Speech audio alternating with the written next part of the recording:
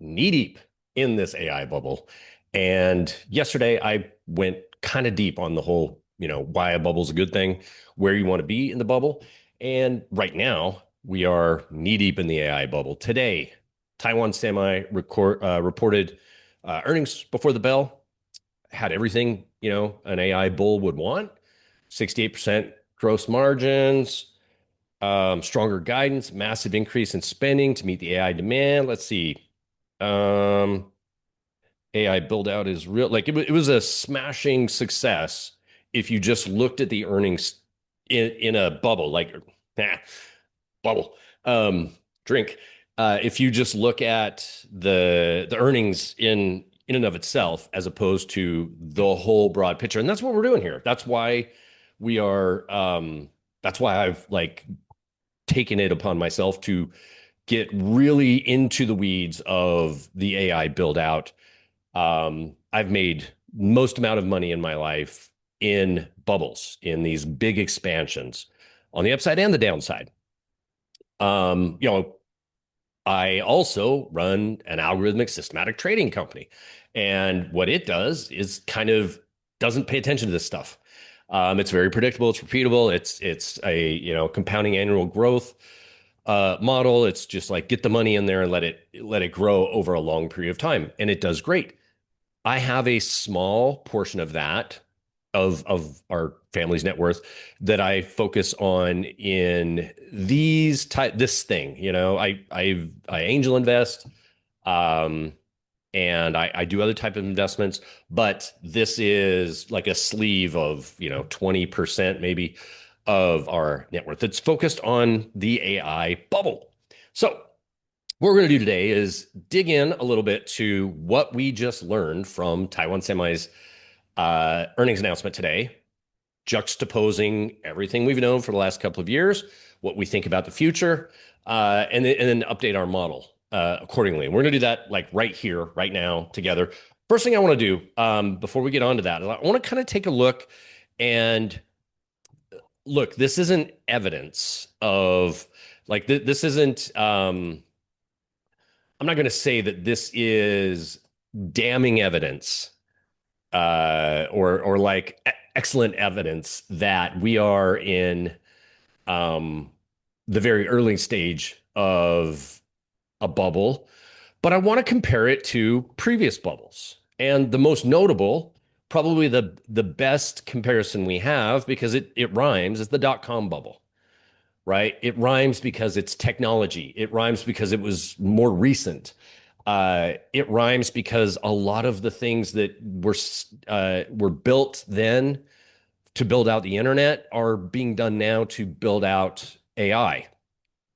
So at least we have an analog to look at. We can look at railroads, we can look at tulip bubbles, we can look at whatever bubbles we want to go back to and take a look at. But let's just start here, okay? The technology bubble itself really started to kick off. So this is the S&P 500, and this is a chart of from like 1990 to 2002. Um, and you can see it didn't really take off until about 1995. So the S&P 500 went up from about 500 to 1500, so a 300% move. In a 3x move in 5 years. Okay. I don't know if 5 years is important. I don't know if the length of a bubble is important. A bubble that's accelerating as fast as this one is, let's say in AI, should, theoretically be faster. We had this was as the internet was coming on board and access to information was starting to appear. If you figured out how to go and get it. Now, like it's everywhere, and if there's information, it's there. Your agents can go get it for your AI can go get it for you. You've got Twitter and TikTok and YouTube and a million sources for information. So unlike back then, where information was slower, now it's real time in a profound way. So maybe 5 years is too long to expect a bull market or a bubble to take place, and so maybe we don't need to say, well, dot com was 5 years before it popped, maybe it accelerates because of time. Great. One interesting point of that is we I don't think we want to put the start of the AI bubble in the chat GPT moment, right? That would have been, I think it's November of 2022 when chat GPT kind of released their chat tool to the world. And I don't think that was the AI moment. I think it was the NVIDIA earnings that came out in March of 2023. I believe it was somewhere around there where they came out and they were like, "Oh yeah, we really sold everything we've ever had, and we've got back orders, and we're printing money." I think that was really the point. And I bring that up because 1995 wasn't when the internet was released. The internet was, I think it was in the late 60s. Tim Berners-Lee. It was a tool that connected, I believe, just universities to one another, and DARPA. I think the defense uh, industry, the government built it. But it wasn't. I didn't get the internet. I got it in 1993, I believe, is when I started to play on the internet. I believe it was 1993. It might have been, early in 94, maybe somewhere around there, but late 93, early 94. That's old. And I had a laptop, I had a dial-up connection, and I was on the internet. My first forays into the internet were um, kind of just you just entered in the IP address, and you went to a page that landed there, and it was like University of Utah research or something like that. And I had a book, and it kind of gave me websites that you could go to, and I was kind of just learning it. So that would have been, like I said, 92, 93. I think Netscape came out around that time too. So that's when it started to happen, but it didn't really, the bubble didn't really go into full effect until 1995. And from 1995, pretty much January, February of 1995, it went vertical until long-term capital management. That there were some things that there were some hiccups along the way that caused the market to come down, but it kept going. You can see it was a very clean uptrend over here. Some stuff was going on, but it wasn't until like after long-term capital management, the Fed intervening in markets, that things got really wild over here towards the end of the bubble. Okay. So just looking at that, that is a 300% move in 5 years. Okay. So I'm looking at the S&P 500 for a reason, by the way. You might think to yourself, we should be looking at the NASDAQ here because the tech, the dot-com bubble was mostly tech. So this 300% move is actually probably conservative in that sense, right? It's probably not showing you the really dramatic run that actually happened in, if we were to pull up the NASDAQ or, like all the tech stocks. But this is to represent that the entire economy was benefiting from the dot com build out. And, yeah, it was coming out of kind of, a long like period of consolidation. It kind of, it didn't really out of the 70s. It was like 1982, I think, when it really started to come out. The market really started to come out of its doldrums there. But it really took off in 95. Okay. So I want to compare that to today. Okay. Let's go back again and let's see, okay, where did this is a monthly chart of the S&P 500. So it was in here November 2022, I think, after the market bottomed, is right around the time that ChatGPT came out. And you can see it wasn't it wasn't an immediate rip. It took, again, like I say, it wasn't until I want to say it was right around in here when Nvidia kind of came out with their earnings that it became an obvious thing. And then I don't really believe that the bubble really started to take shape until about 2024. So I'm going to mark the beginning of the dot-com bubble is 1995, and I'm going to call the beginning of the AI bubble January of 2024. Okay. So that means we are 2 years, 2.5 years into the bubble. Now, what I did say, like it was a 5 year bull market or a bubble in the .com one. This is 2.5 years, so it's half. Um, what's interesting is, again, I'm looking at the S&P 500, and what's interesting about the S&P 500 this time, comparing it to NASDAQ, the S&P 500 is actually way more representative of what the overall AI bubble is, because AI is not just the hyperscalers, the Meta, the Google, and the chip makers, and the Nvidia, the Microns, the um, Avgo, Broadcom.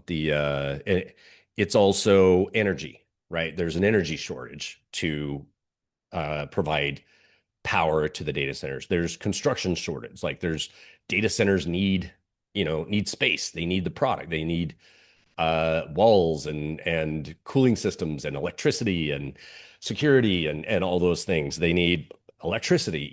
They need the wiring. They need the cooling. Um, they need Caterpillar to go in and dig holes into the ground and the tools to build the thing and the transportation, the trucks, like all the things that go into the build. S&P 500 is a way better representation of that than NASDAQ, because NASDAQ is a little bit more focused on, was a lot more focused on tech and like new economy, like new technology companies. So things like John Deere and Danaher and Caterpillar and things like that are not as represented in the Nasdaq as they are in the S&P 500. So I think this is a better representation. So it should have an even more. What I'm saying is it should have more of a profound move because it is so tech heavy in the front, but it's also represents a good snapshot of the larger economy. And so in 2.5 years, this has moved only, let's call it,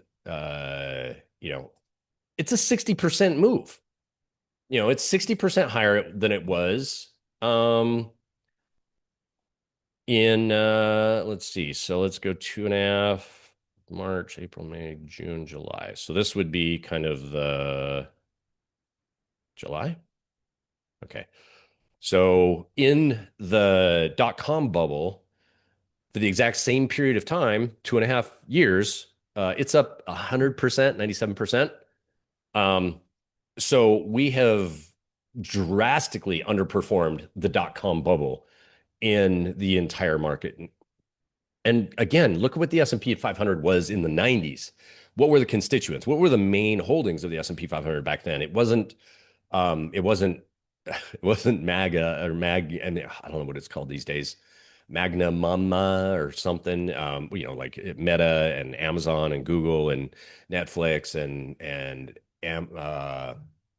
Nvidia and Apple, and I don't know what but back in the 90s, Apple was a joke, uh it was, and the tech companies weren't the biggest components of the S&P 500. It was transportation company. It was like old economy companies that were now old economy companies that were the big leaders, the big market cap, GE and the automakers, and maybe I don't know if the banks were quite there yet, but it was just like old economy manufacturing type company, oil companies and things like that. They were the big leaders back then.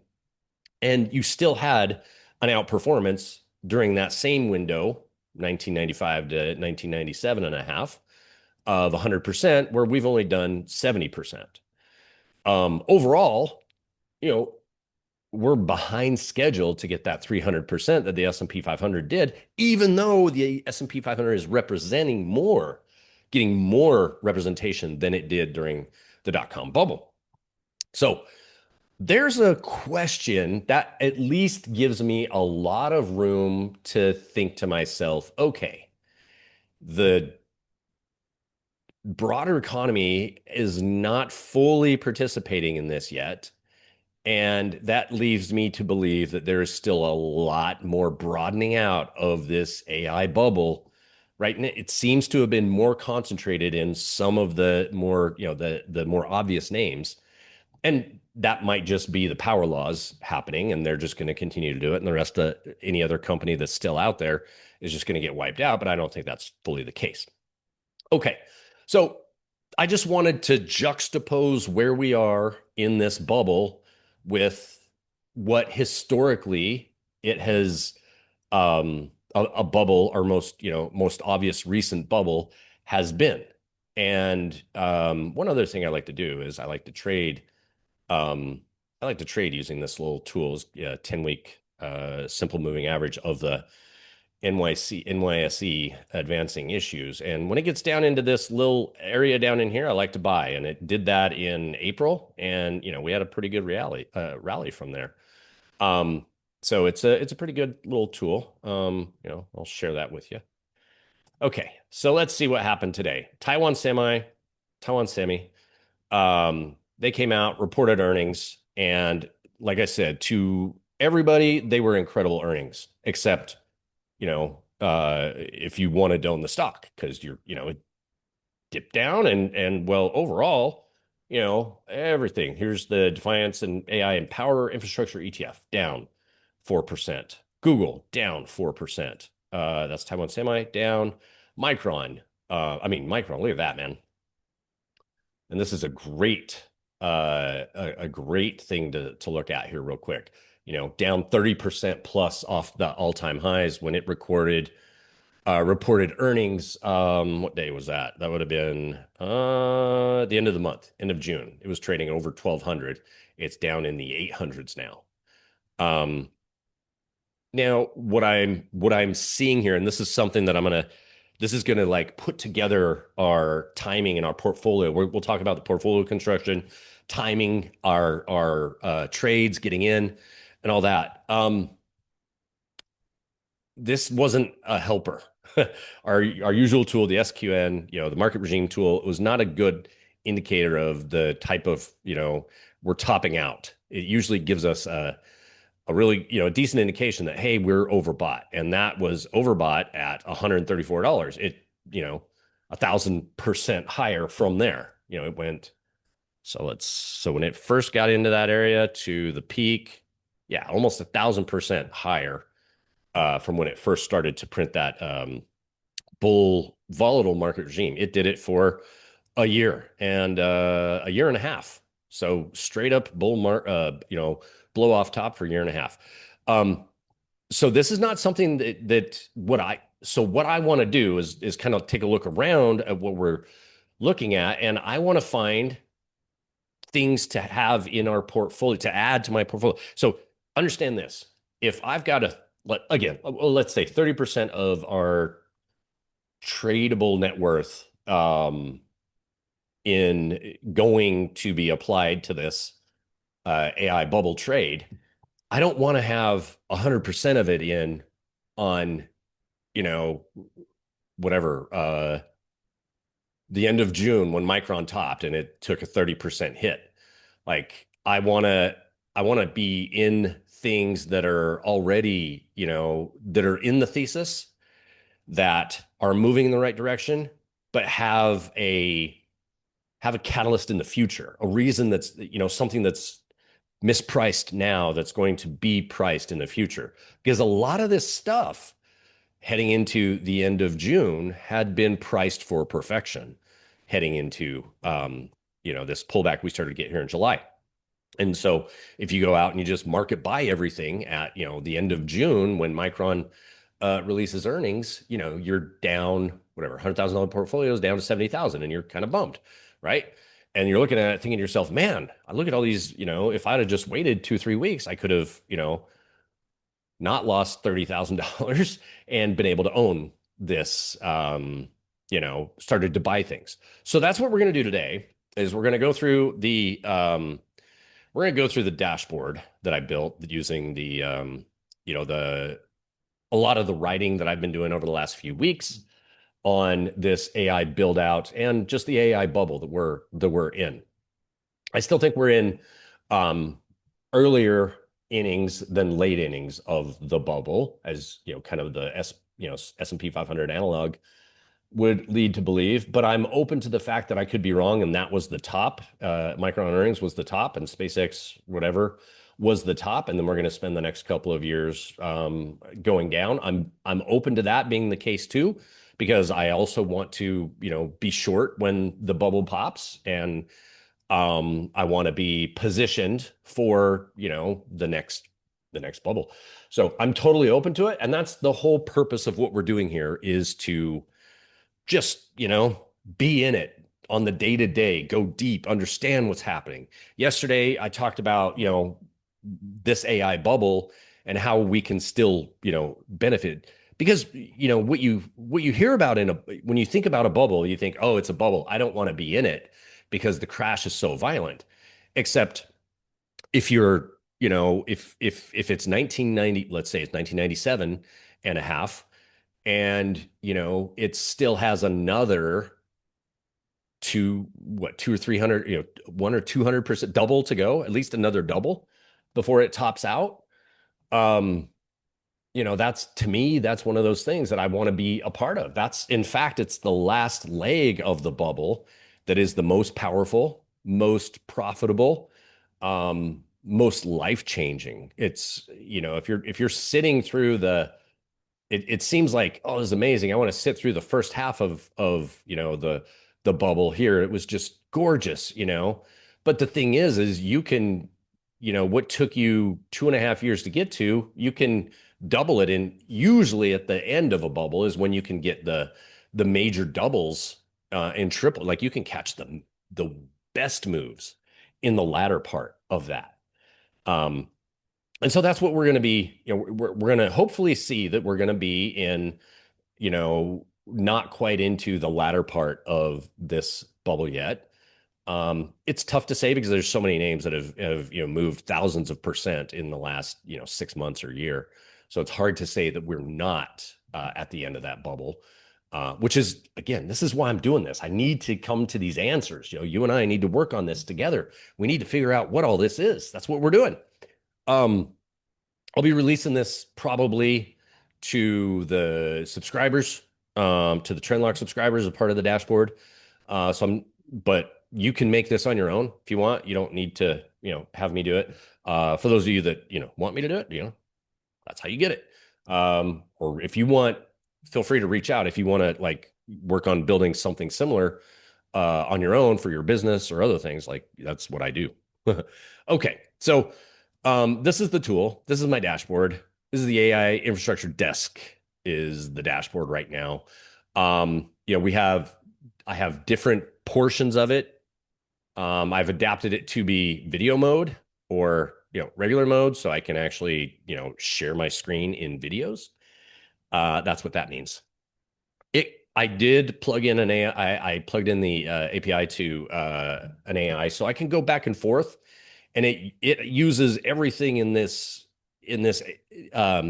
here that's represented here. It uses my AI that I've built as the source of information and what we're doing here. So it's kind of like a research assistant. It's not as powerful as using Codex or Hermes or the real big models because it's just focused on this. So I need other work that is more complex. I'll go there. This is just a simple AI to like, as I'm going through things, what does this mean? What is this going to dictate? So let me get my glasses on and let's go.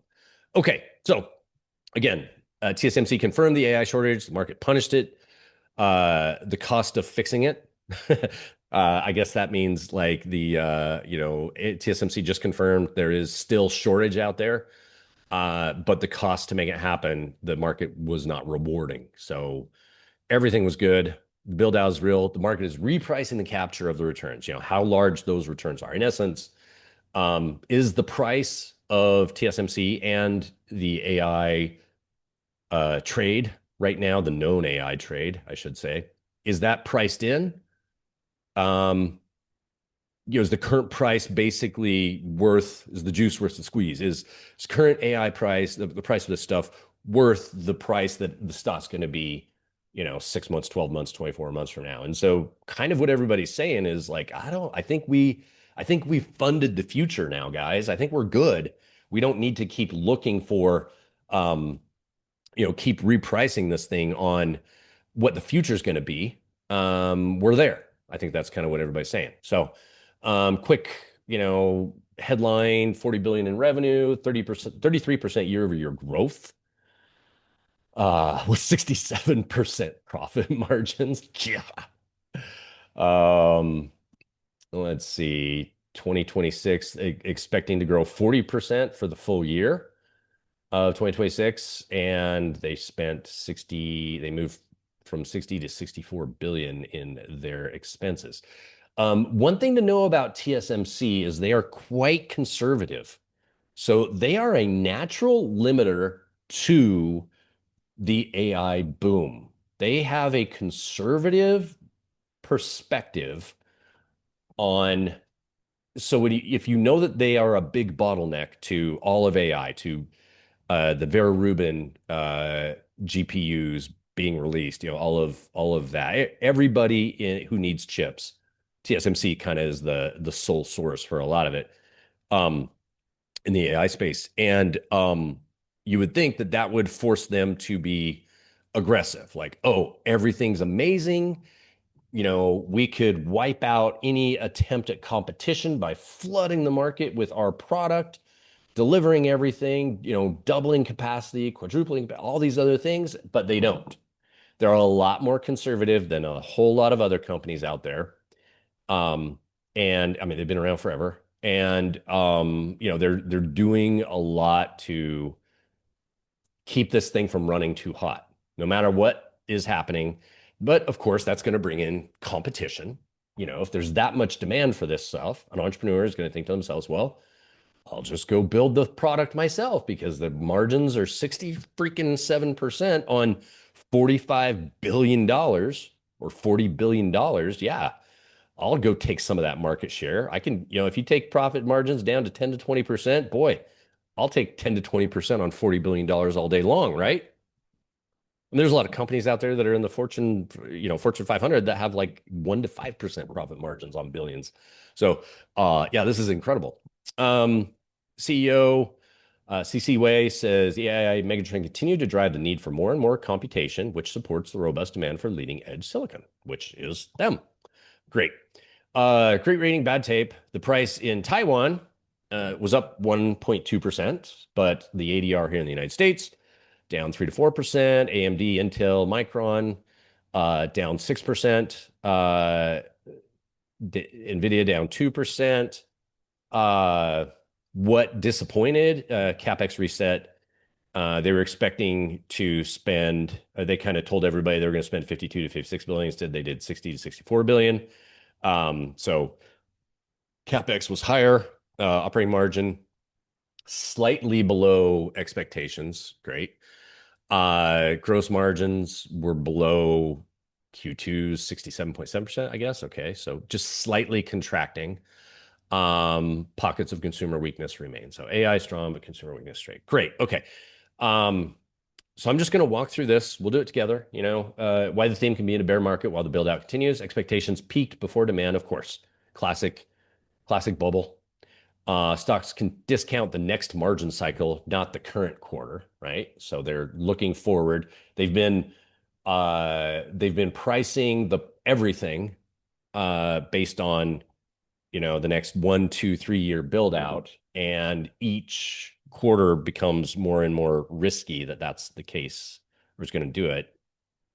Supply response is now the risk. High bandwidth memory can be sold out today while stocks discount tomorrow's supply. Secondary reporting flags roughly 30% more capacity and possibly 20% ASP price. Okay. The bottleneck is migrating. This is big part of what we're doing. This is our job. We're finding where the bottlenecks are migrating. Again, hyperscalers' budgets are broadening from chips and high bandwidth memory to networking, power, cooling, and construction. We talked about this yesterday. This is our main focus as we're looking at this earnings season, right? When one company yesterday, IBM, reports that, and this is already part of our thesis. We've had this thesis for a few weeks now, or I put it out a few weeks ago, I should say. was that, the networking, the power, the cooling, the memory, the storage, um, and construction is the bottleneck that's next. IBM came out yesterday and talked about that as well. And so as these different earnings come out, it's going to, the transcripts is going to show, is this really the case? And so that's why I'm not like just aping into, I have a bunch of dry powder. I have a bunch of capital waiting to deploy, and I'm going to be deploying it into where I think the next bottleneck's going to be. I want to be, I want to get to the point where it's not just 100%, like I want to have evidence before I get in there. But I also, I don't want to be buying, I want to be timing it in a way that's, it's what we do here. We're traders first. So we want to be, timing it in a way that is beneficial. Okay, so debt-funded AI capex is more sensitive to the hurdle rate. Yep, as rate bets rose and prices stopped rewarding beats, credit holders sold the same liquid names together. We've seen software get crushed.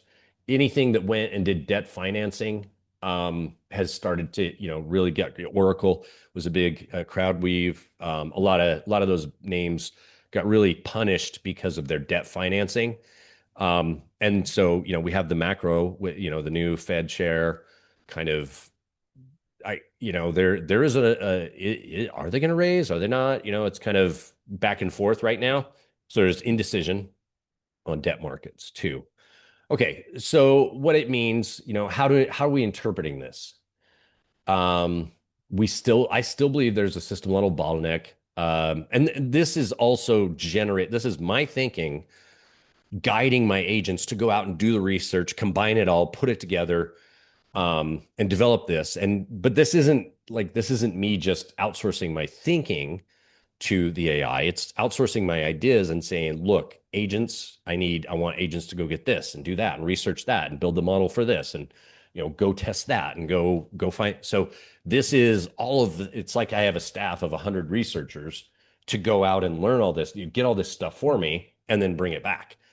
And then instead of me trying to like take in all the different things, I have another agent whose job is to keep track of like all those things, consume it all, and then I work back and forth with that agent. So it's like I'm the CEO and I tell my director of research, go get this information for me. 100 people in the research department go out and do all this sort of stuff. They come back, director of research, they put together this big report and then come back to the CEO and we go back and forth on it. So that's the idea of agents in the sense. That's how I use agents. It's how you should be using agents. You should be doing this with Codex, with ChatGPT. You should be doing with Claude. You should have Hermes, an agentic platform doing this for you. If you don't know how to do that, I'll I don't know, in the comment down below and say like, show us how to do it. DM me, I don't know, sign up, come join us. But I'll probably go deep on it. If that's something people are interested in, hit me up, let me know. So, what it means, multi-level bottlenecks. Compute is a bottleneck. We know that. Packaging, chips on wafers on substrate is what COWOS or whatever. This is what Taiwan Semi is like. They've innovated this new technology.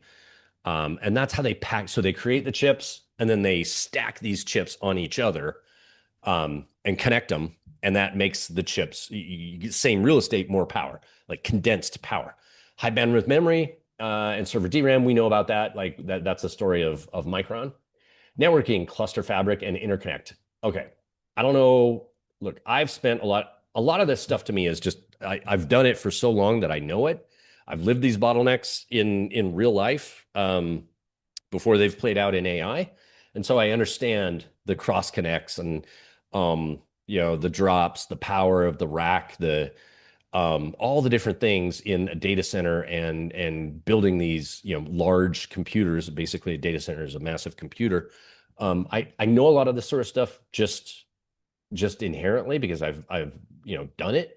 So on the networking side, you need in essence, networking is a bottleneck that physics has, like everything, plays a major role. So if I'm connecting from one point to another, the distance matters. Okay.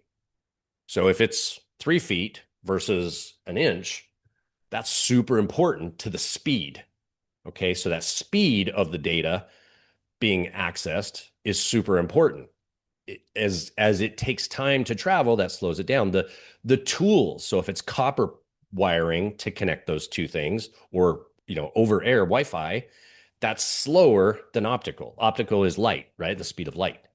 Um, and so you need specialized equipment that can connect those things. And you need glass to do fiber, right? So Corning has been a big beneficiary of the dot-com build out, and is certainly still with this. You need the connectors. You need that connects from one thing to another. Great, that's neat. You just sent packets along this stream of light. Then it connects, and now it needs to get routed. Okay, so it's connected in here. Now that you need somebody in there to say, go here, go there, do this, do that. And that's what routing is. Switching, same sort of thing. Switch types.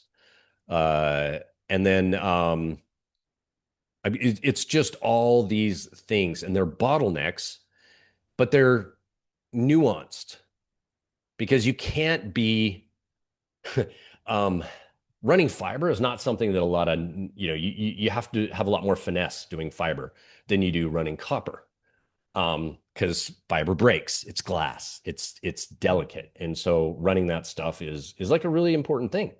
um Running and then connecting it like it let me just okay. So if I did like a cat5 cable, which is copper, right? It's a regular internet cable that you plug into the wall, plug into the back of your computer. That's like cat5. You can get those, cut it, peel it back, put the wires in the little spots, close them, cramp them down. Now you've got a thing and you plug it in. That doesn't take much. It's just metal. It's kind of just a little more finicky than doing like power in your house. But fiber, on the other hand, you got to have special tools to do the cut. You got to put it in and like connect it. Um, it's just a bigger beast. And so everything about that makes it more delicate. And we know delicate means expensive. And so um, it just is a bottleneck that needs to happen. Okay, power. I think Elon just actually didn't even announce. It just kind of was discovered that I think not Elon, SpaceX bought a gigawatt of turbines on the open market. I think they acquired a company for like $1 billion, or a bunch of turbines for $1 billion to power their new build out that they're doing of data center. And the thing about that is one of the big issues is go to finance. Let's put our finance hat on. If we've got $1 billion or $100 billion data center sitting there, whatever the number is, of like the data center, the networking, the routing, the cooling, the power, the racks, the lights, the doors, the security system, the everything that no, the microwave in the employee break room, there's offices in there. There's a lot of things that go into a data center. And if that's sitting idle and not generating revenue, if it costs, let's just say you have everything except power. Like that's $100 billion or a billion. I don't know what it is. It's $1 billion sitting there idle, $100 million just sitting there idle, where that money could be sitting in T-bills, making, yeah, it's not huge, but dude, you're making a couple, 4 or 5% on $1 billion or $100 million. That's not bad. It's at least some employees' salary right there, So the time that all that capex is deployed to revenue generating products like a data center, leasing, compute out to frontier models and other companies, that's a big hurdle. And so the time to Um, Time from execution of a contract to live deployment is a super big hurdle right now, and that's where power is really coming into to be one of those things, as is regulatory issues. So our interpretation, the bottlenecks, this strengthens our thesis because TSMC confirms the first four layers, right? Compute, packaging, memory, and networking. That's their wheelhouse, right? They don't mess with power and cooling. So Mitsubishi Heavy Providers early same day corroboration that the last two are being engineered into the same AI factory architecture, which is power and cooling, right? Um, and so Mitsubishi's big on that side.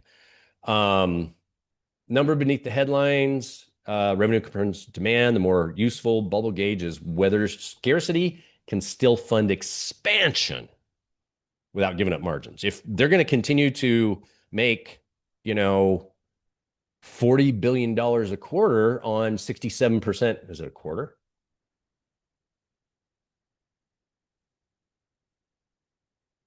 Mm,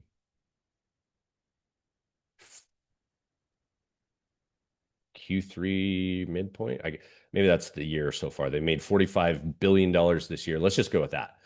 Um, $45 billion on in revenue at a 60% margin. If they can maintain, that means that that's likely 180 billion revenue for the year if we're looking at that at a 67% margin.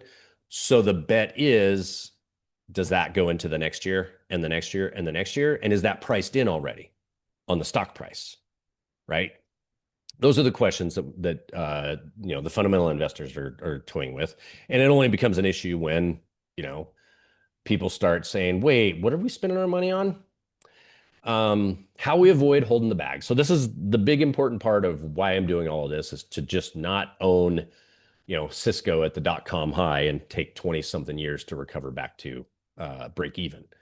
Like we want to know that we're wrong. I don't mind being wrong late. Like if I discover that June 30th was the market peak on the AI boom and we're done and now we're going to sell off 60% or something like that, great. Because things just ran up 1,000% and they're only down 20 or 30%. That's a lot of opportunity to short, right? That's a lot of downside. That's a lot of tradable opportunity. I just need to, be nimble enough to identify that and get there. I still think we're on the other side of that, on the early side of it. So what we're going to be watching for is the return on new capacity before the AI narrative changes. Okay, so early warning is not necessarily falling AI revenue. That's one thing. I think we got some regulatory stuff that was a bit of an issue. It's capex staying high while gross margin, utilization, lead times, or customer commitments begin to weaken. Right. So what I'm thinking is in this is my thought process of our whole thing is they're going to continue to spend, but demand's going to weaken, or lead times are going to double, not get cut in half. Like there's kind of a belief, and this is like just we have to think about this overall. Like in the last 7 months, maybe the capacity of the frontier models has doubled twice. Not the capacity, the capabilities has doubled twice. So that's a double exponential in like 6 months. Like doubling and then doubling and then doubling. Like that's the example of an exponent.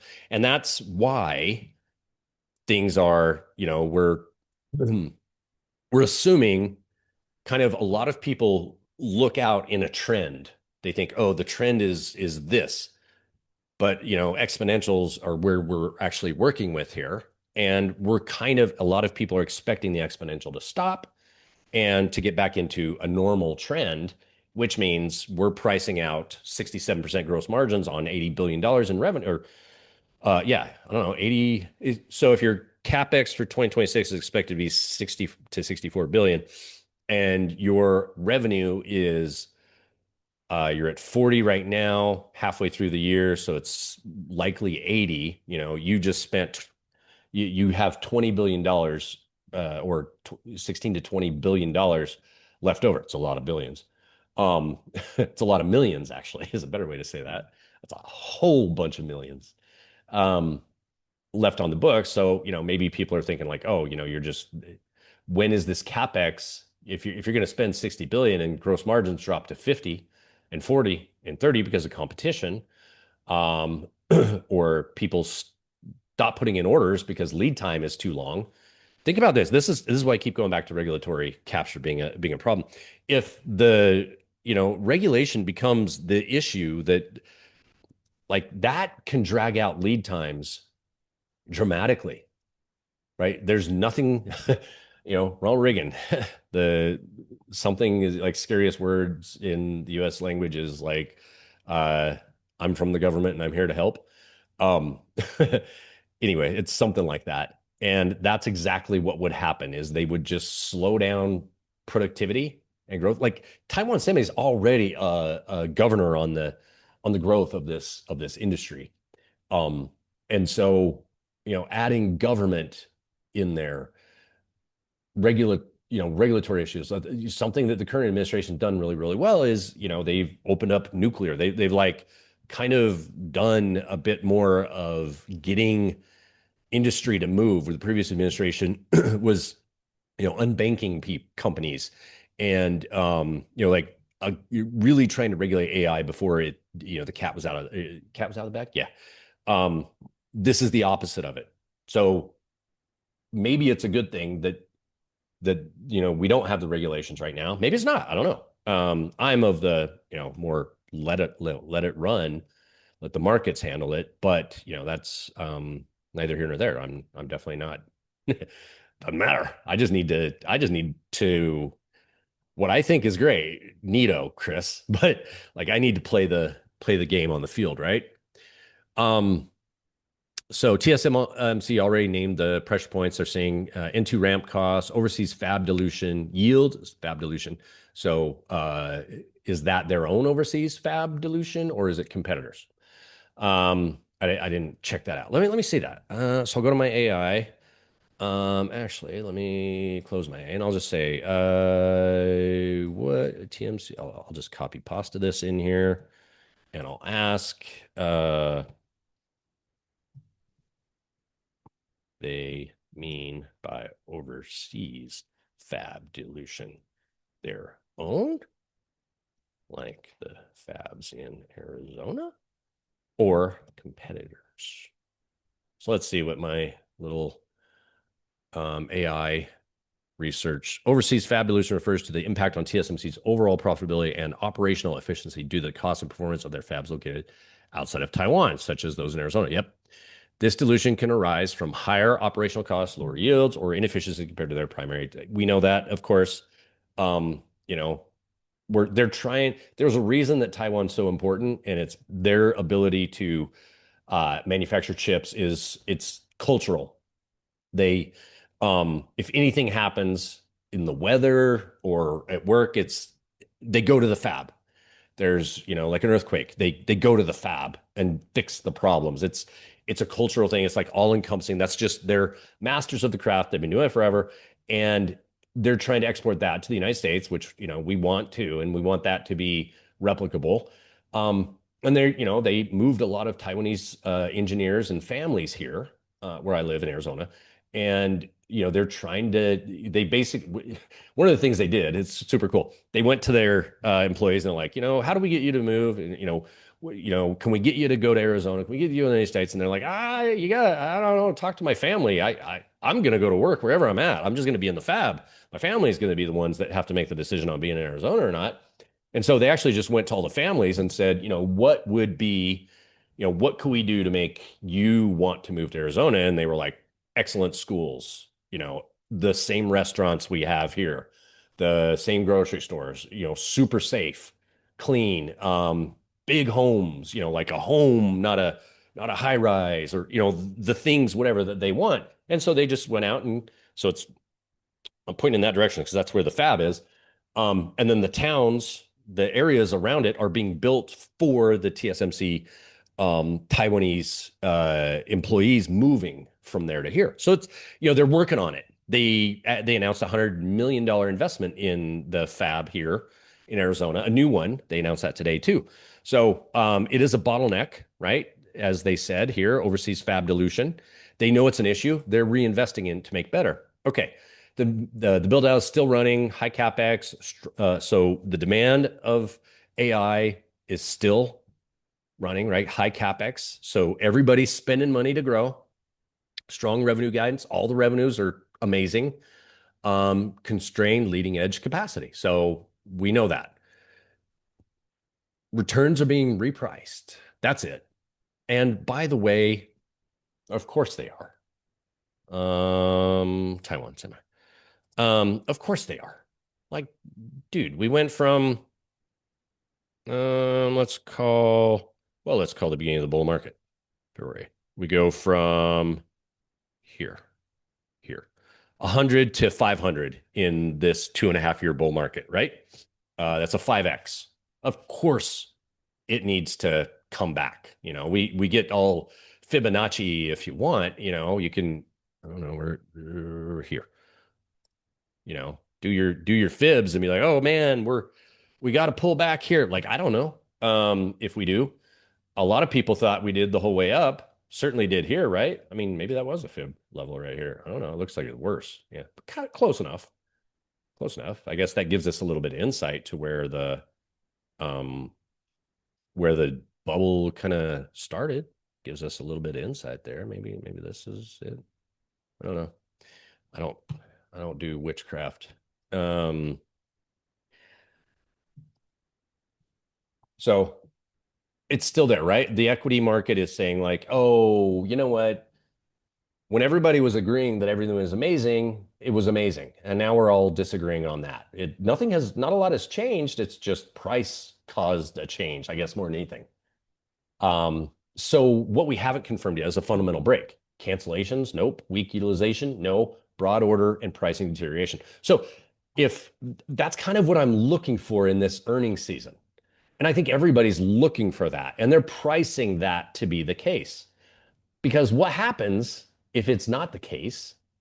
We go back to pricing amazing results, right? And you've got a bunch of people sucked into believing that the market is topped, right? And that it's now, a bubble, and everybody's in the same camp that a lot of people are suddenly, oh, this is that's the top, that's the bear market, told you all this other stuff. They could be wrong. They could be right. Who knows? We're trying to figure that out. But if everybody got on board with being short, everybody got on board with the market crashing, everybody got on board with AI bubble over popping, and we get through the earnings season and nobody talks, there's no cancellations, utilization continues to grow, orders continue to come in, capex expenditure stays the same, guidance stays the same. We probably get a few surprises here and there that we didn't know somewhere about something. We're probably going to do that. And that just sends the market off again, right? And will it be Taiwan Semi? Will it be Micron? Will it be NVIDIA? Will it be Intel? Will it be the chips? Who knows? Will it be I'm thinking it's more networking and memory and storage, power and construction. So that's my thought. How the thesis and the model changed based on today's new information. So every time we get new information that is material to our thesis, we update it. Okay. And I want to see the work. So physical capacity. So we're looking at before today's report and after today's report. Before today's report, we had a 74% confidence that physical capacity was as expected. Now we have a 90% confidence. And so the negative price response says returns margin and time error, and now the market's argument. So the market is saying, but we now have a lot more confidence that physical capacity is still the same as it was. It's just we have more confidence. It's what they're saying it is. And so what does that mean? If we get sell off and, like I said, if you loved Taiwan Semi at 480, you probably love it more at 400.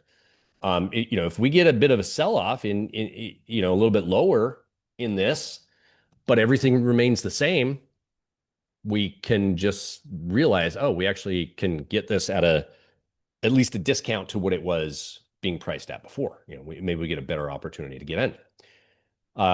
Okay, so semi and memory tape before leadership was strong, we had a buy the dip regime.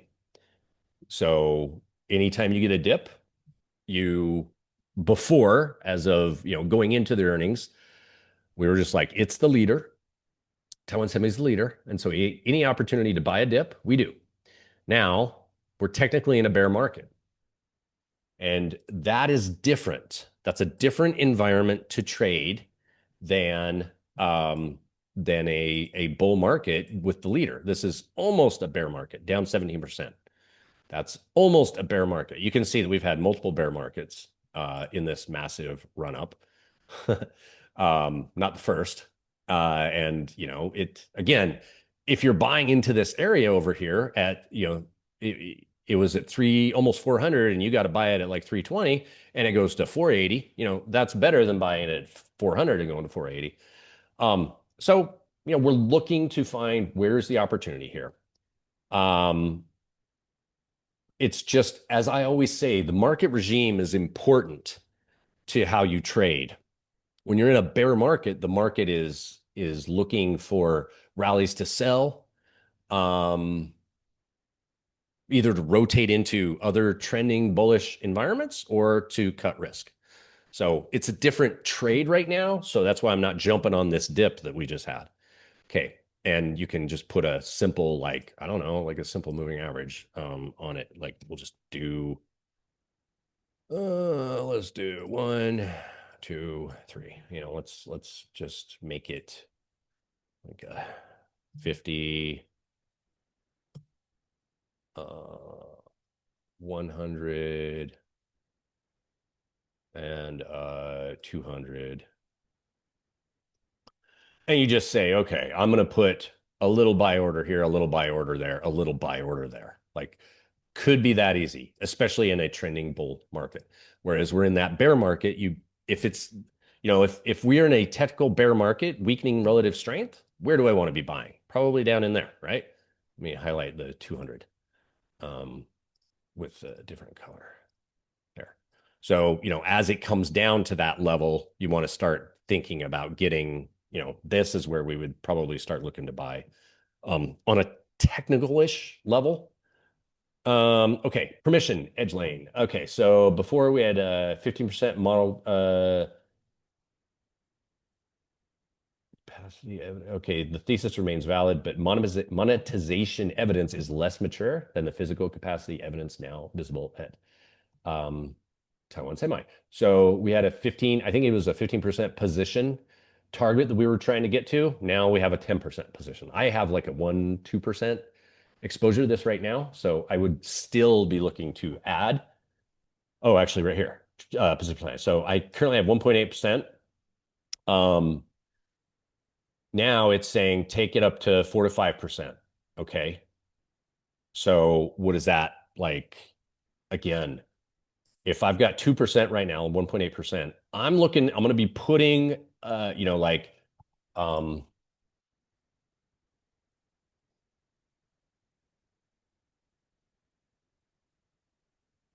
so I'm going to be raising to 5% of position around the 200-day moving average. That's my game plan right now. We get new information every day, new stuff going into it.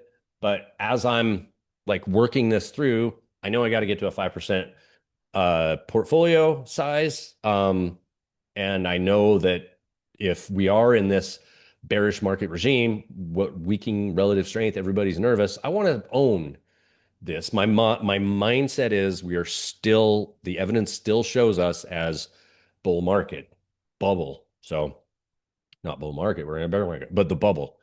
So, okay, what this impacts. And so this is the rest of my portfolio. Kind of what does this news from Taiwan Semi, how does it affect the rest of my portfolio? Coinbase is not really it. I know I need to lighten my position on Coinbase. That's basically I have an 8% of my portfolio is in Coinbase. It's saying like, you own too much of that. So lighten that. And then, is your we talked about it yesterday, is my Coinbase position is not about crypto. It's about X402 agentic payments. It's about them being involved in guiding regulation. It's about them, having stable coins and crypto rails and kind of being the leaders in the technology on that set and understanding it all. And so when, a big part of my thesis is the agentic economy. And so that's what Coinbase represents. I have 8% on Intel. Um, it fits this sovereign foundry gating, but carries high execution risk. Current gain creates an obvious candidate to fund cleaner bottleneck names. Yeah.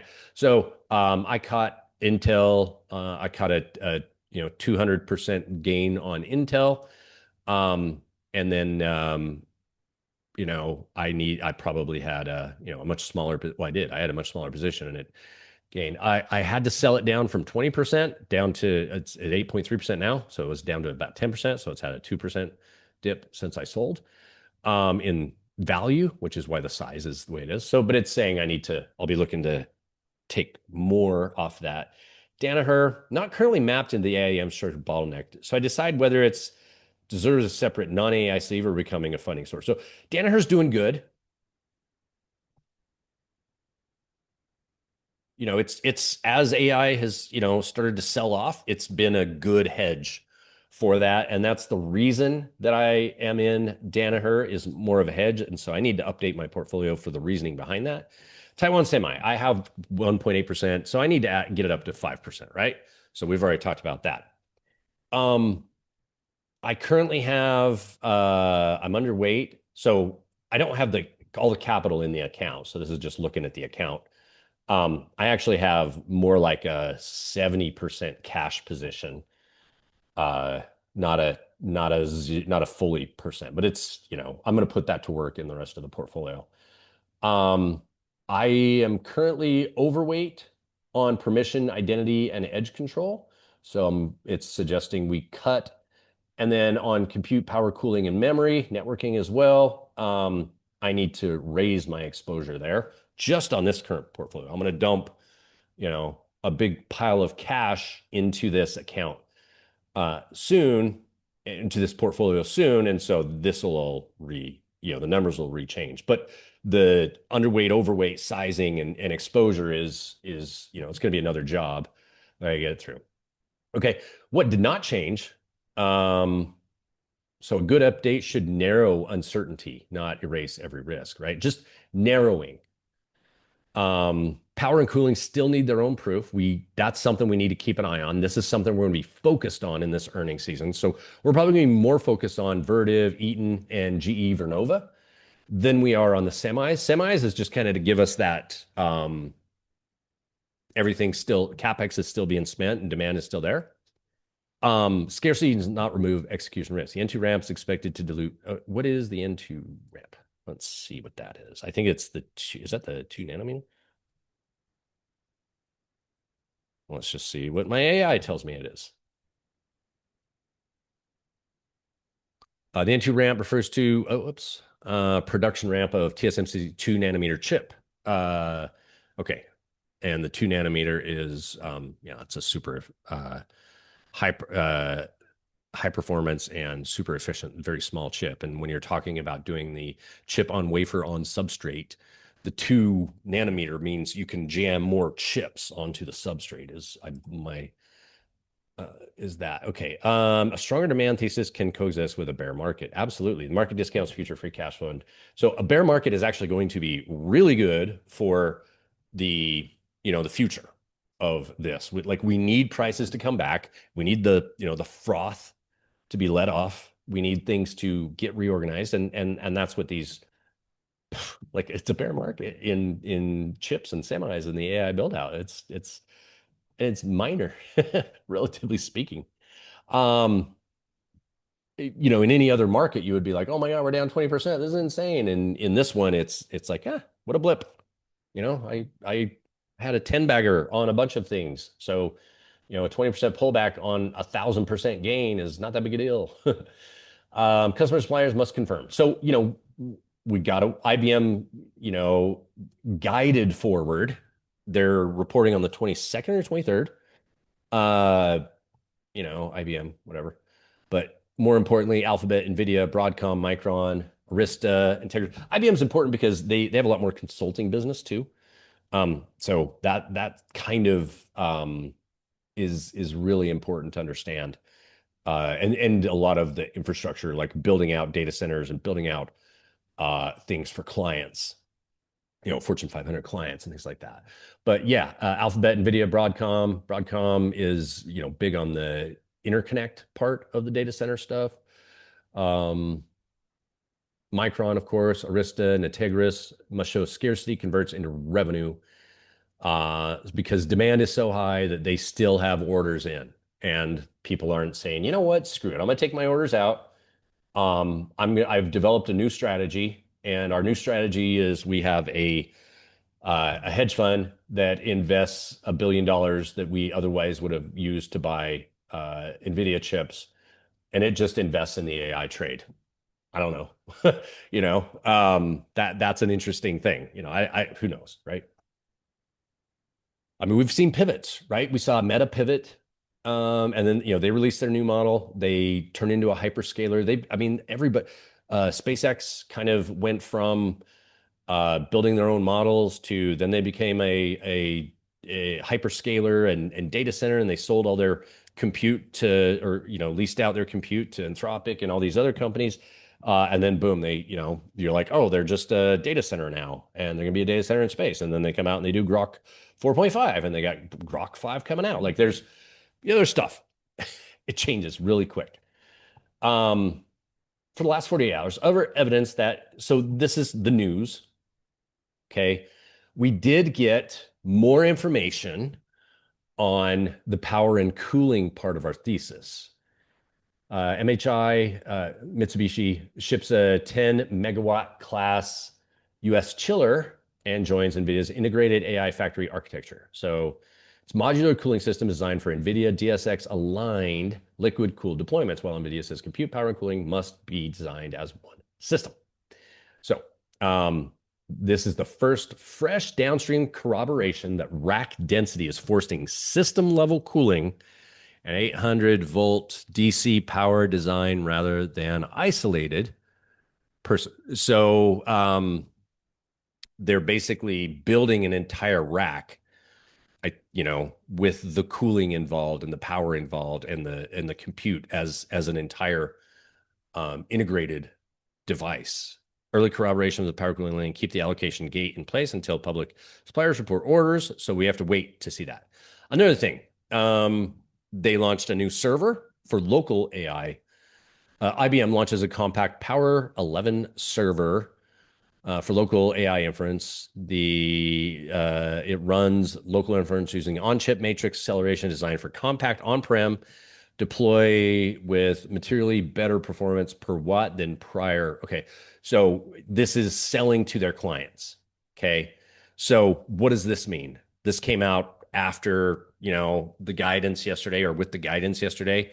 So likely they're prepping the earnings report the next week to show this, and they're hoping that their little thing about this kicks up a bunch of orders, probably. Like a bunch of people reach out to IBM in the next few days and say, yo, we want that. Can we put in an order for it?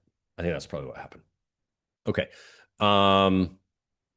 Strengthen the CPU edge branch of the compute thesis. Remember, we talked about yesterday where, it used to be that data centers were part of an office building. Your building had a data center in the basement that was cooled and managed and did all this sort of stuff. And you could run your own compute there. And then the cloud took off and you were just like, ah, everything's in the cloud. It's on somebody else's computer. Well, now with like a lot of situations where the foundation models are stealing your IP and the cloud is doing that, there is a local build out of on-prem, like I said, on-premises data build out for clients. Like think of I don't know, think of like what's a company, JP Morgan, they have their own data centers. They're also using other data centers, but I personally have, been involved in a little bit of their data center stuff. They have very specific I mean, it's pretty cool. You would think JP Morgan would have some cool stuff, and they do. Signatory whoops. Signatory report says enterprise DRAM lead times may have moved beyond 40 weeks. So what is that telling us?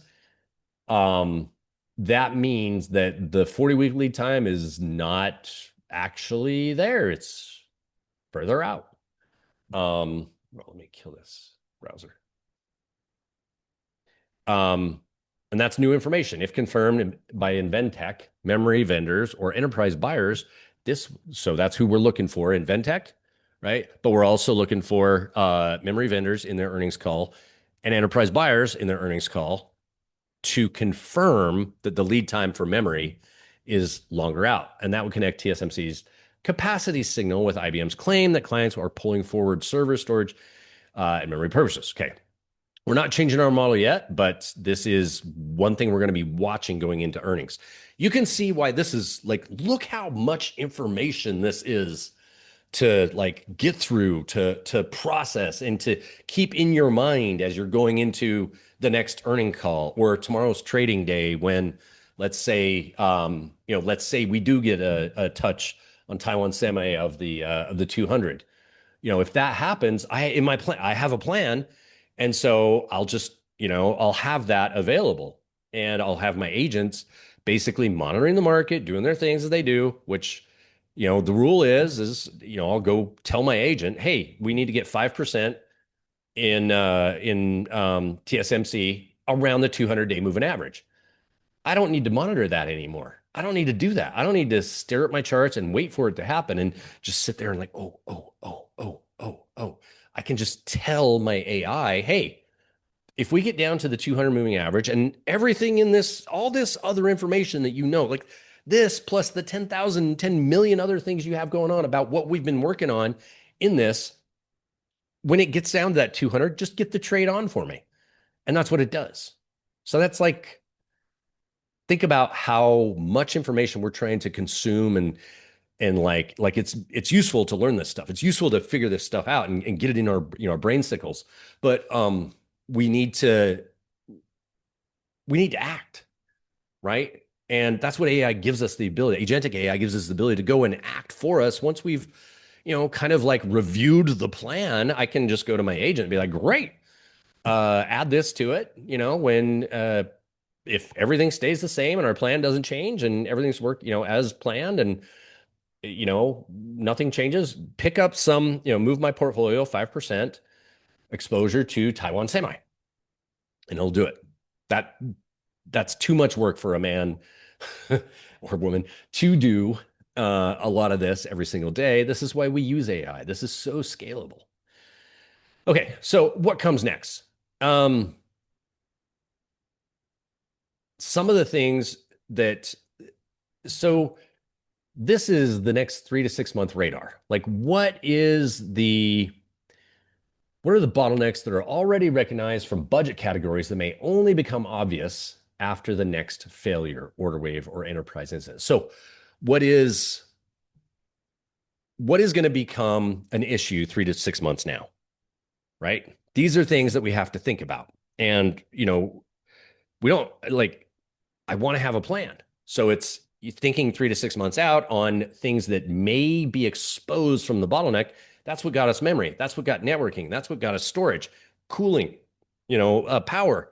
That's where we're at right now, because thinking, 3 to 6 months prior on where that was going to be, and we start to see it. Now, these are just shots that we're taking. Me and, my agents have kind of like come together on this plan that this is probably what we're going to see. But every day with new information, all of this gets updated. not just, everything we've done. We're on level 8. So we've gone through what happened, what it means, scarcity economics, model update, impacts, what didn't change. Okay. What are new signals, which we just saw here, right?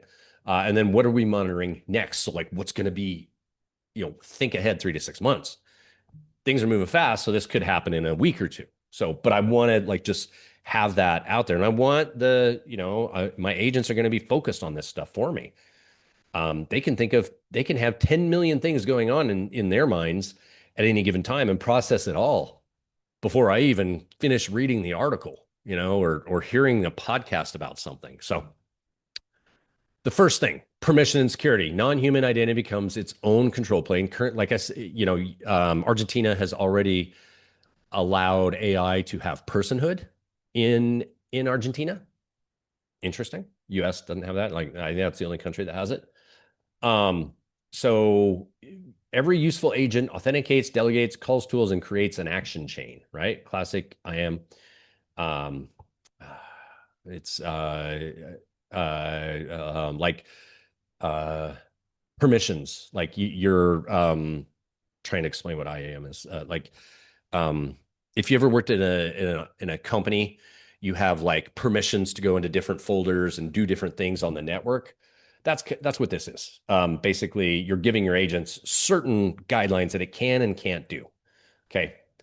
Classic IAM was built around people and relatively stable applications, not fleets of autonomous agents. Like I said, as of I think it was a week or two ago, the internet consists of 5 times more agents than humans. And I think that's just like booming higher. So it might even be more than 5 by now. And so material agents cause breach of audit fine. You can think of all the issues here. Like you get it your credit card, you give it your credit card, and it goes out and it spends, $25,000 on a research report that was supposed to cost $1, but it just kept buying it over and over and over. Or, you told your agent like, make my life better. And it decided to go, apply for a credit card in your name, get $100,000 credit limit, and then, make your life better with that credit card. And you're over here thinking like, man, all this cool stuff is happening around me. And then you see suddenly you have $100,000 credit card and a credit card bill, and you're like, oh my, and now you're in debt, and you got trouble. So there's some issues that could be, that we all know could be an issue. So this is something we're focused on. A material agent caused breach or audit finding turns least privilege, tool binding, and agent ownership into a funded enterprise requirement.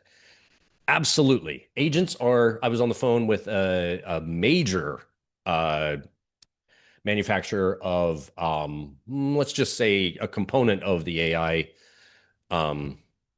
memory and things like that. Okay. And I was on the phone with a couple of different people, and they are the agentic team so there's an agentic, representation in multiple different departments of this company. And so the agent people were all kind of like on this call with me, and we were talking through like how to design things and like ways to make it happen. And so that's like there's agentic folks. It's only been a thing for a few months. The agents, maybe a year even, that agents have been a real big part of the framework. But it is, there's people making probably, two, three, four, $500,000 a year individually as an each person being an agentic person who kind of runs the agents. But you got to think that there's going to, that's going to expand as you find ways to go into your business and take menial, repetitive work that humans are doing that takes long and is mistake, prone and all that. It'll be replaced with agents. And that's going to open up new things, right? Because there's going to be a breach. There's going to be a problem. There's going to be something, right? And so think about what companies are best positioned to take care of that, like Sail, Okta, Palo Alto Networks. Those are the public companies that kind of fall in line with our research here. We want to start focusing on these. A kill signal, cloud and security suites bundles sufficient controls with no incremental paid attached. So, keep an eye on that. That's what we're doing. Microsoft Security and primary guidance. So there's some research to do there. Second, on-site power and electrical beyond P. What is that? BOP. What is, let me just, I think I know, but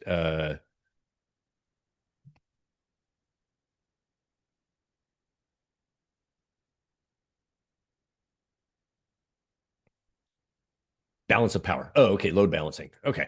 So electrical balance of power, surges, that's you've seen you basically have to balance the electrical grid, right? Like it can only you can't surge, you can't do all those other things. So it's a bit of an issue. So transformers, turbines, switchgear, lead times are stretching into years.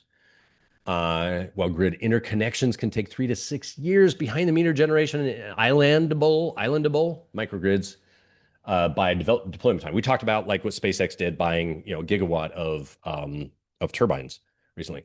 So it looks obvious when hyperscalers announce more gas generator, fuel cell, microgrid, and pre-energized sized contracts, waiting for the grid costs more than generating on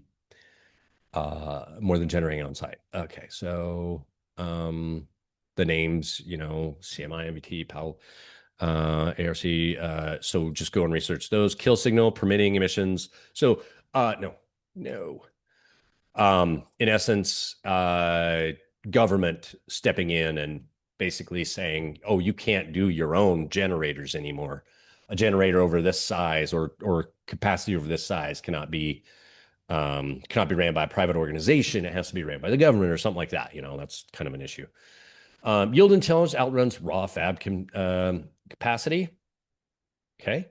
So that's the 2 nanometer plus high bandwidth memory test and inspection. So it's TSMC's raising capex while guiding lower forward margin. That increases the value of every recovered basis point of yield across 2 nanometer advanced packaging, which is COWOS or whatever, high bandwidth memory, and optical integration. So it looks obvious. So what we're looking, this is what we think's happening. It'll be obvious when this happens. H2 or N2 and HBM ramps produce another wave of inspection, metrology, probe car and test handler orders before maturity. So mature capacity earns its return. Okay. So keep an eye on those. These are the companies. A broad capex cut or memory supply reset overwhelms the incremental process. So, maybe chips memory shows up. I don't know. Keep an eye on that. Persistent agents create a storage and resilience cycle. Again, agents, man.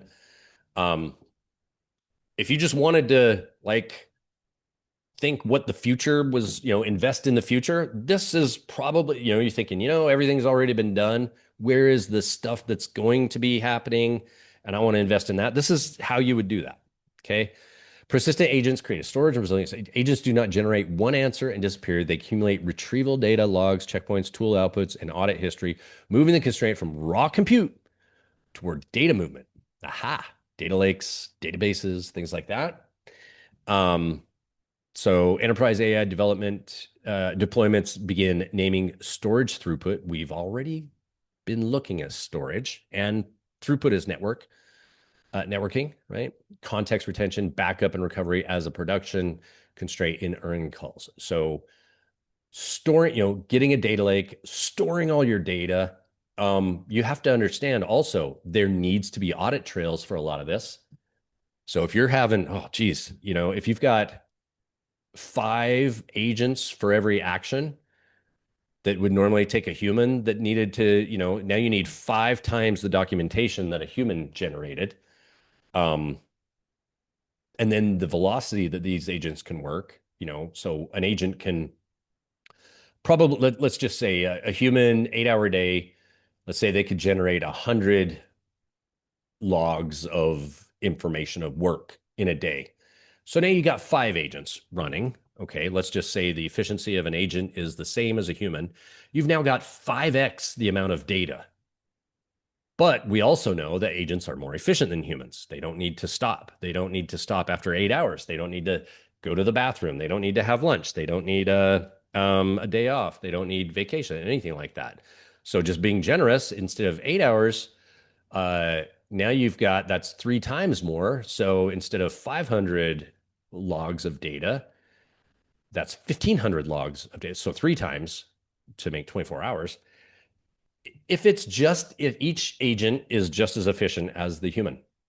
So you go for that's a 15x, move in the same amount of product.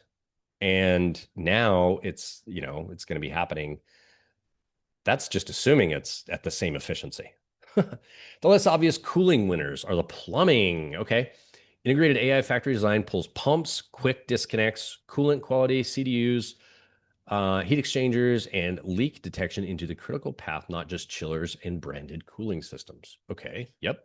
We already heard about the Vera Rubin chip doesn't need, I think it is 105 degrees to cool the chip. That's the heat. So it has if you can put the liquid coolant that runs around the Vera Rubin and keeps the chip, the server cool, apparently it doesn't need to be, 38 degrees Fahrenheit. Apparently it can be 105 degrees Fahrenheit now, which drastically changes the power and just the physics of cooling these devices. And so that adds quite a bit of, removes a lot of issues of trying to, keep things at 38 degrees to cool a server. Okay, so it looks obvious when direct-to-chip deployments produce component-level awards and backlog disclosure across the fluid loop. Direct-to-chip deployments produce component-level award and backlog disclosure across the fluid loop. I'm going to ask my AI to explain this. I think I kind of know, but again, I have experience in, my family business was heating and air conditioning. I spent a lot of time in data centers, building servers. I like every component in a data center. I know this stuff, but hey, there's a lot to learn still. Direct-to-chip deployments produce component level. Okay. Direct-to-chip deployments, this refers to the practice of integrating components directly onto semiconductor chips. Okay, so we're talking about putting the coolant on the chip, which is the 105-degree thing. Component level awards. This likely means the specific components used in these deployments are being recognized or awarded contracts, indicating a demand for, okay. Okay, so somebody who creates the liquid cooling chip integration, we want to look for contract awards for that. Okay.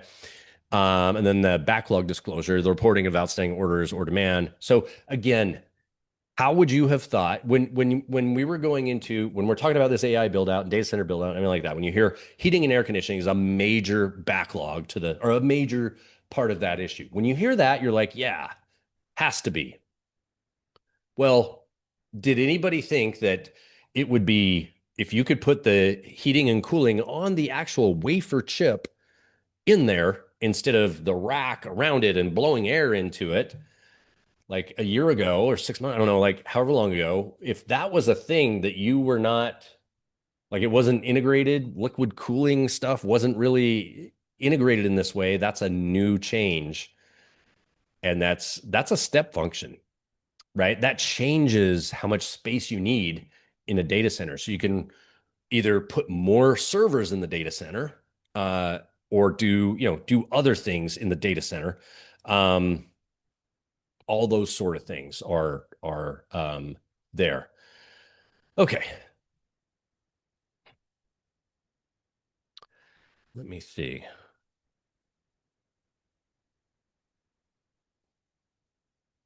Okay, so earnings verification chain. Okay, so the idea, so now these are the things that we're focused on. Danaher, scientific and bioprocess infrastructure, bioprocess recovery, gate one.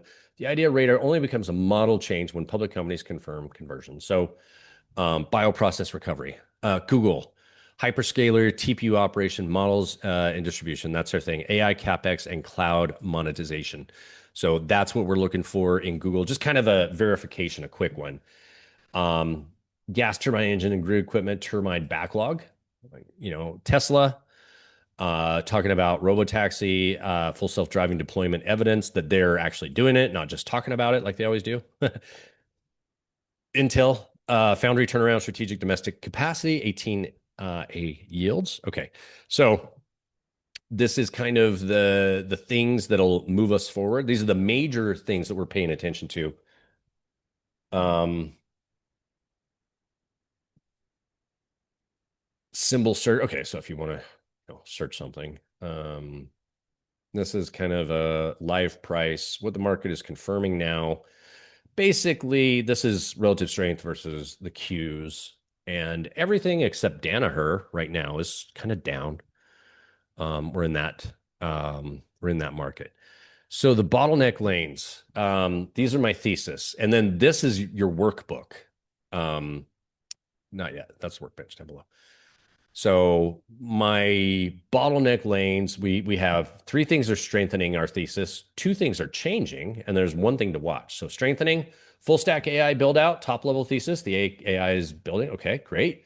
Strengthening compute, power, cooling, and memory. This is our new focus. We're gonna overweight that portion of our portfolio and names.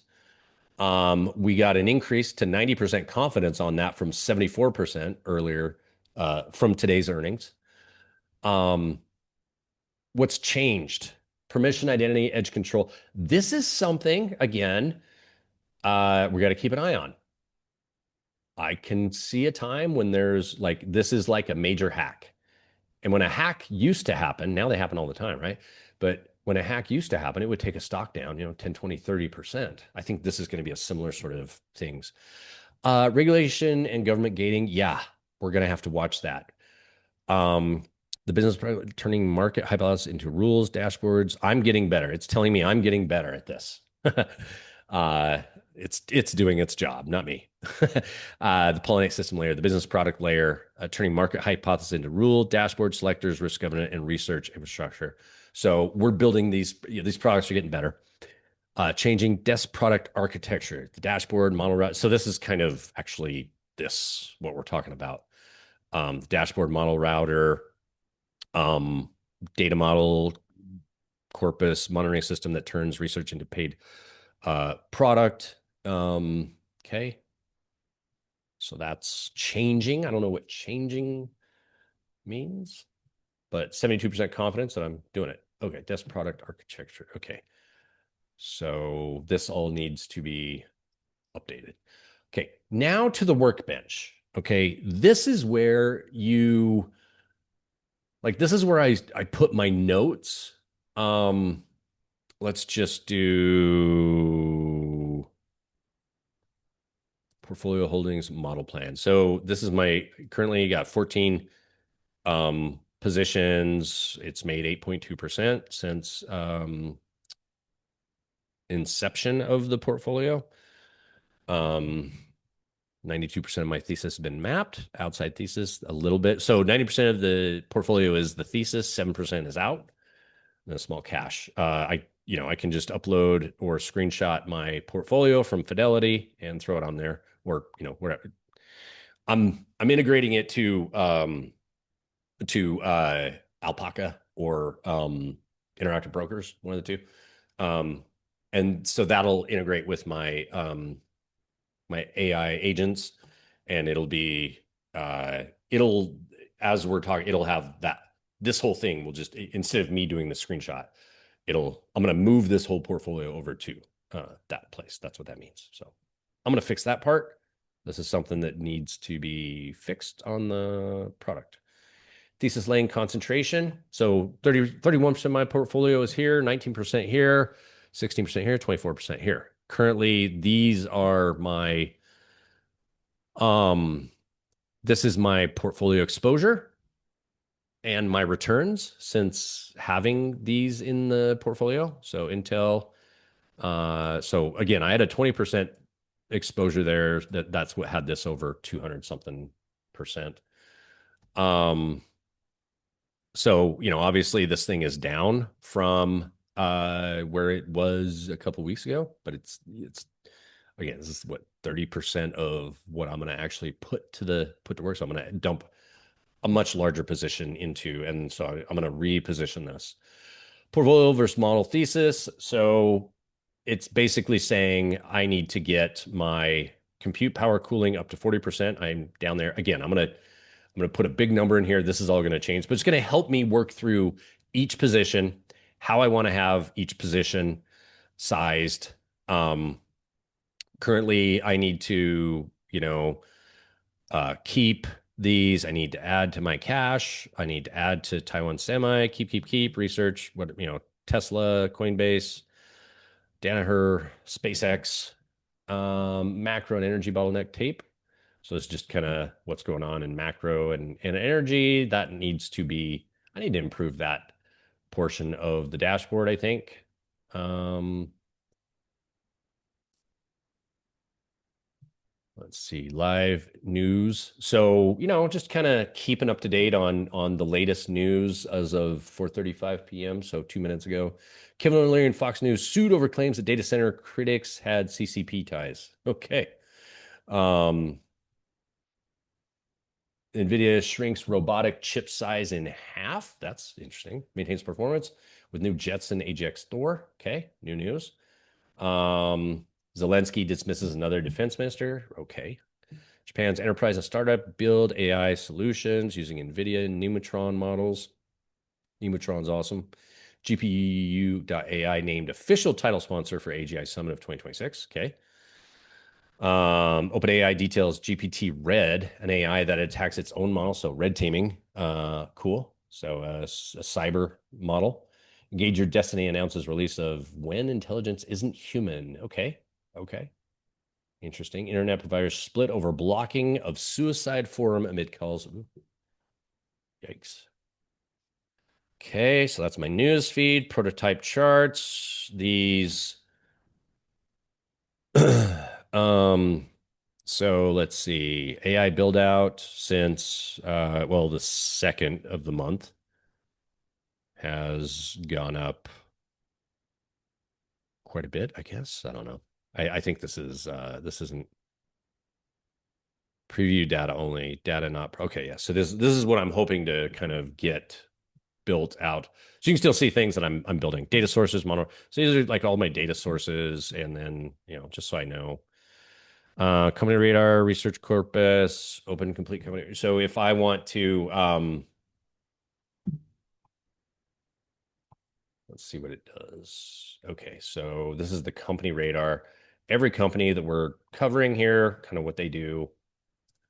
And back to the bottom. Research corpus, open complete research library. Okay, let's see what the research. Oh, okay. So if you want to like dig into any of these things, this is the some of the articles I've written or some of the other stuff. So it's just all there. Anyway, that's it, guys.